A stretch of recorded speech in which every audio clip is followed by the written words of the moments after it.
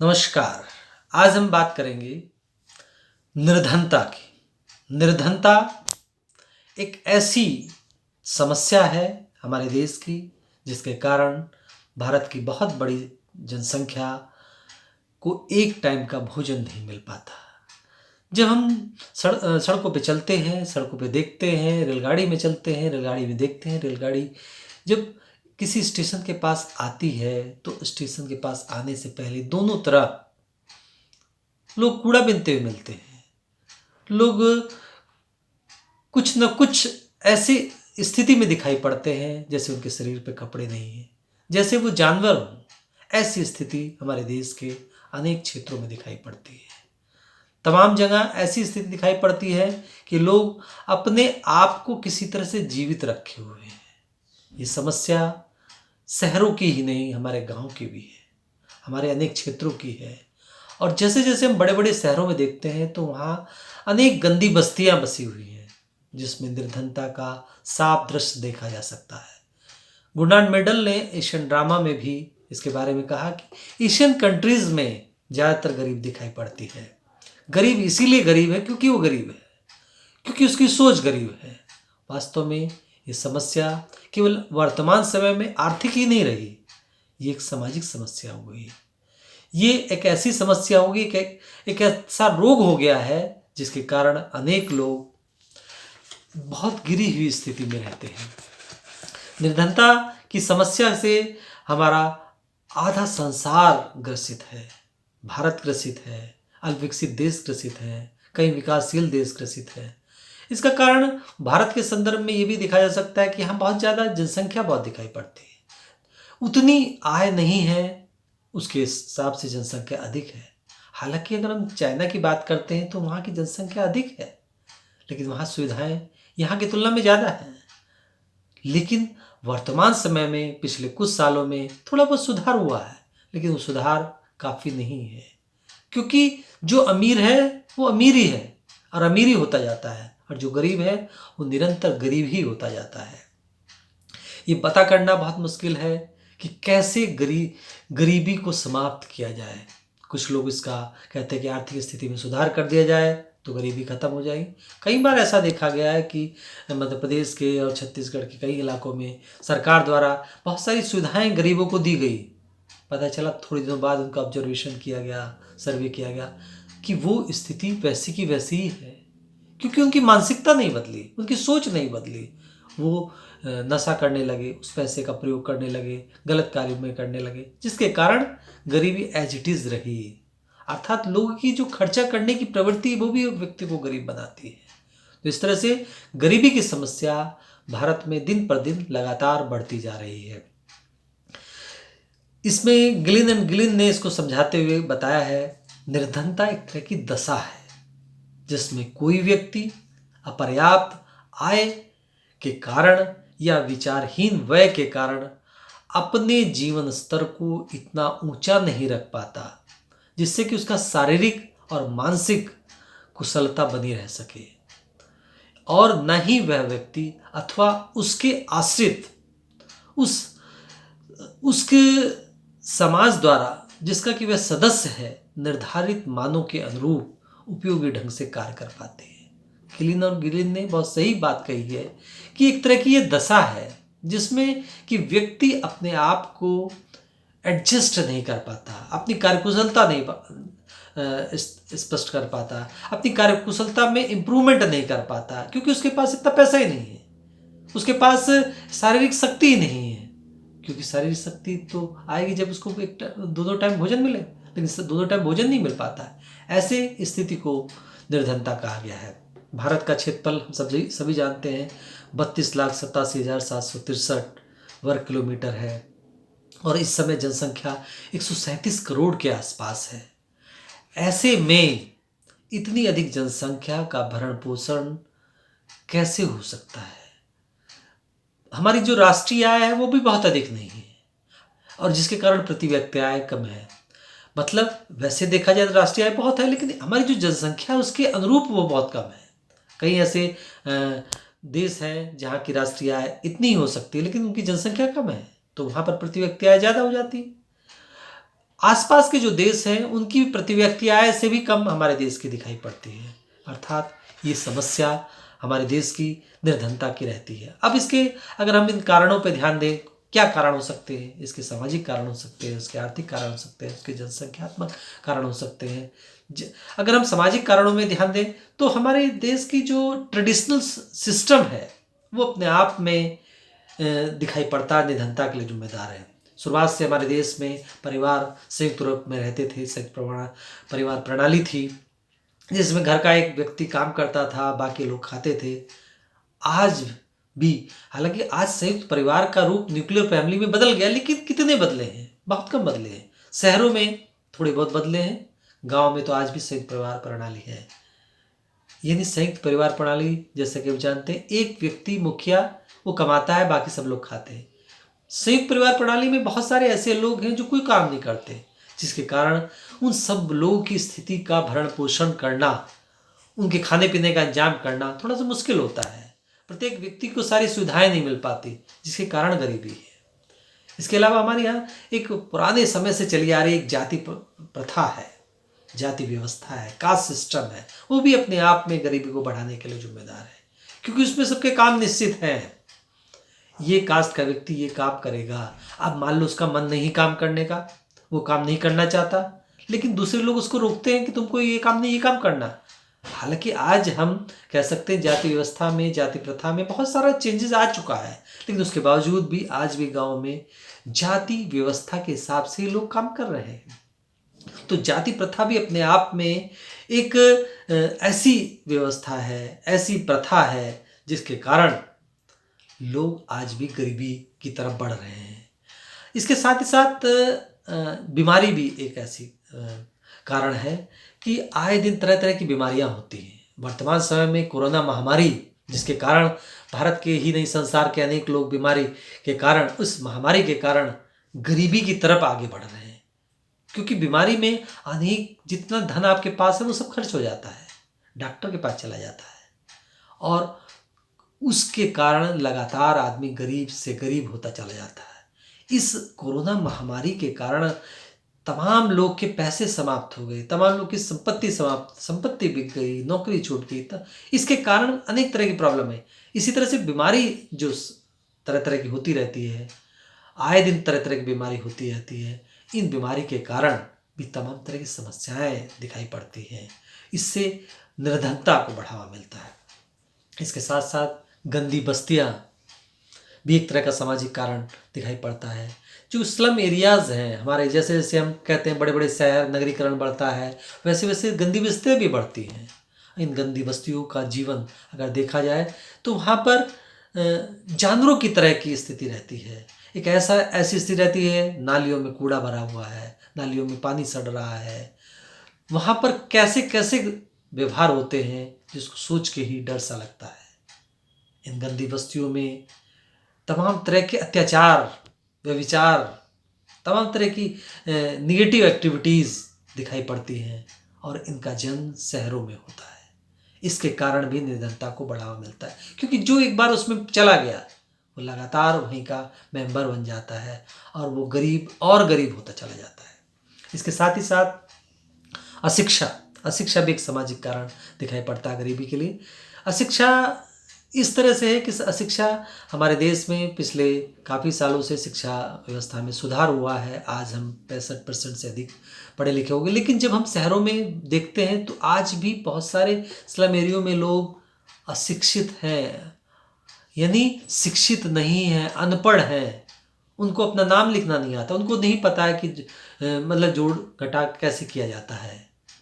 बहुत सी बातें के प्रति जागरूक नहीं है, उनको ज्ञान नहीं प्राप्त है, उनको जानकारी नहीं प्राप्त है, जिसका फायदा दूसरे लोग, उच्च लोग, अमीर लोग उठाते हैं और उनको गरीब को लगातार गरीब बनाए रखते हैं। तो ये भी अशिक्षा भी एक कारण है। जैसे जैसे आगे चलकर अशिक्षा में अगर सुधार नहीं होता तो आदमी और गरीब होता चला जाता है।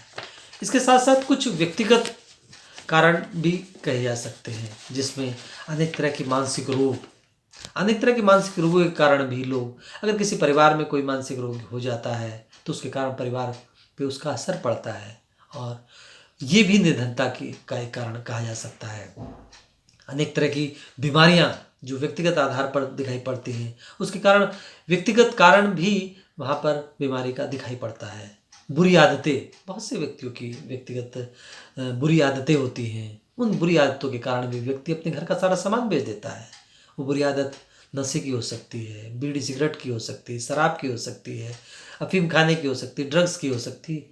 उन बुरी आदतों के कारण व्यक्ति गरीब से गरीब होता चला जाता है।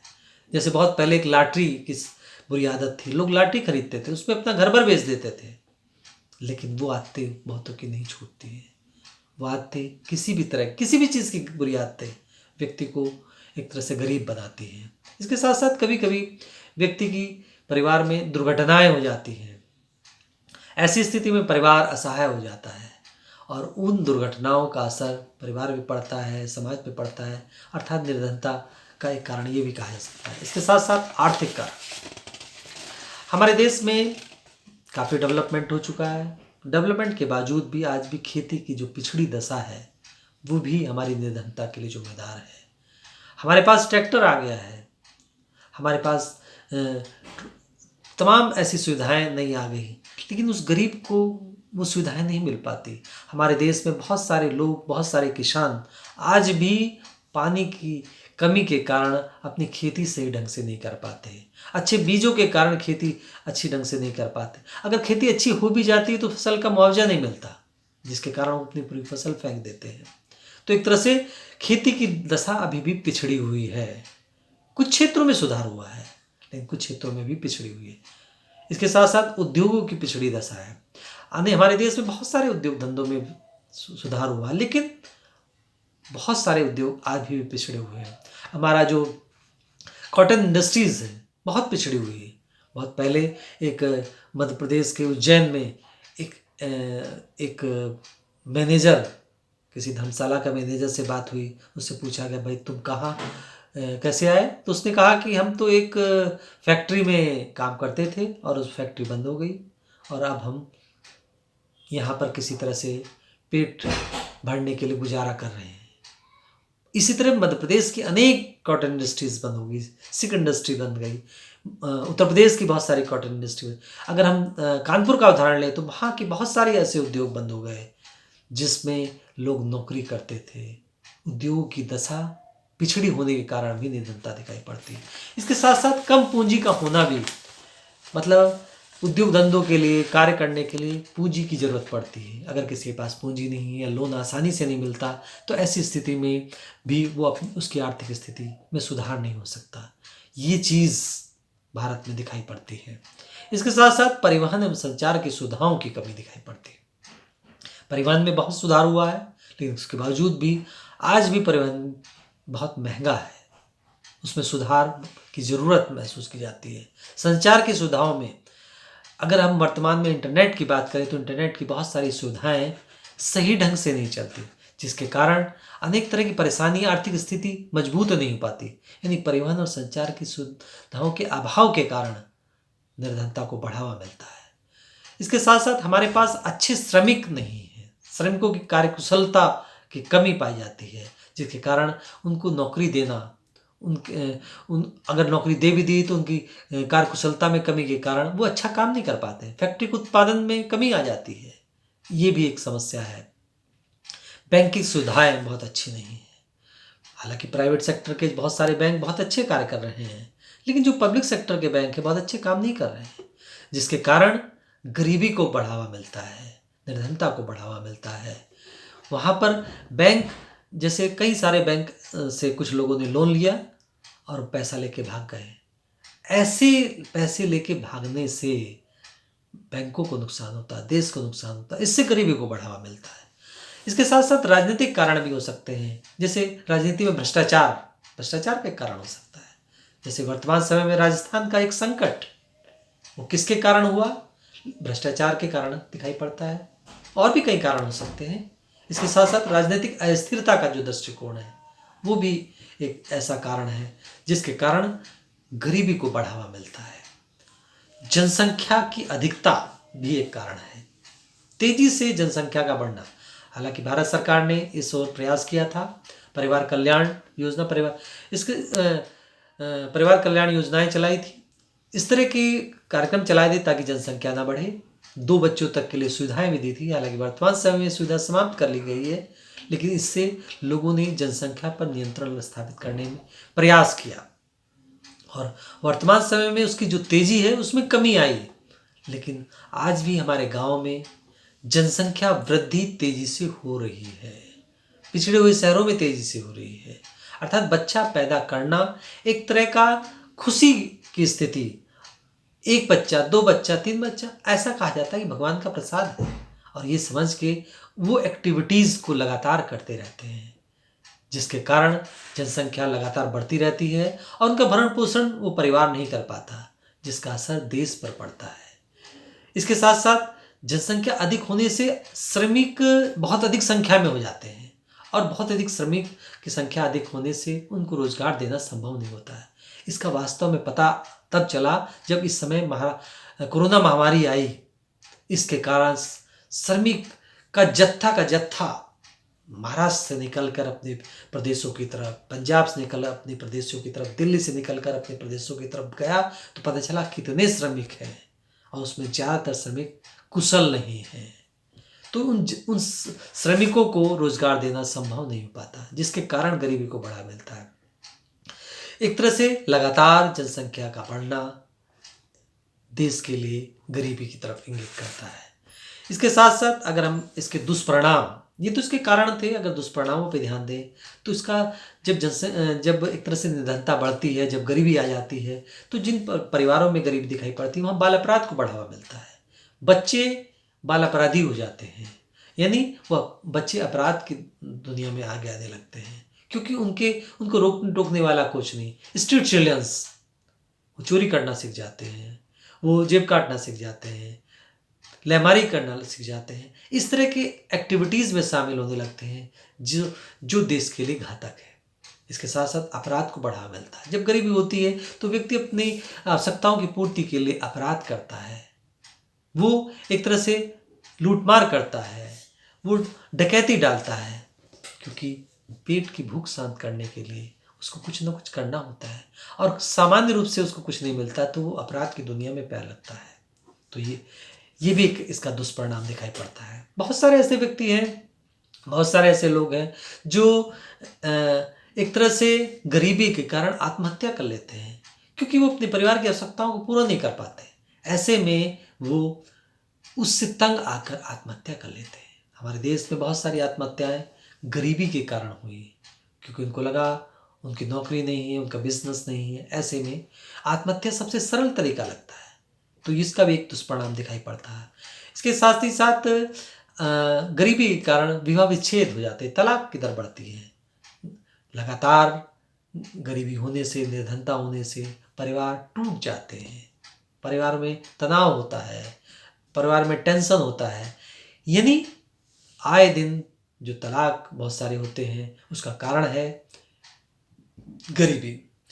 इसके साथ साथ गरीबी के कारण एक बेकारी भी है, बेरोजगारी भी। मतलब देखा जाए तो ये भी एक ऐसा कारण है कि लगातार व्यक्ति हमारे देश में बेकारी दिखाई पड़ती है।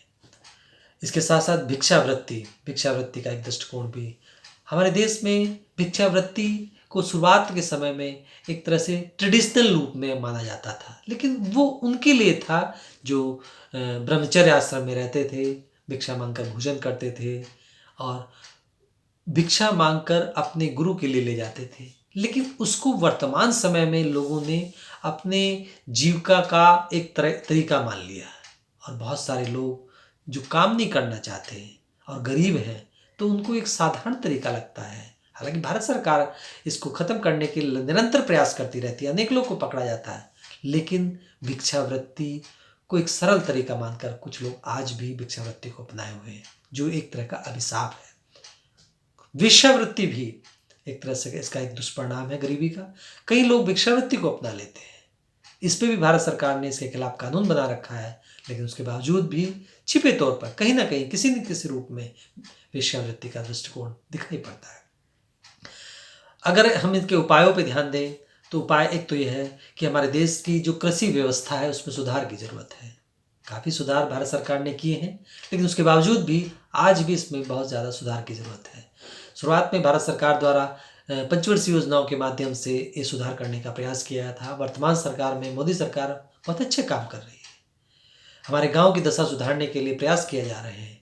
गांव के प्रधानों को अनेक तरह की सुविधाएं दी ताकि वो गांव के लोगों की स्थिति को सुधारने का प्रयास करें।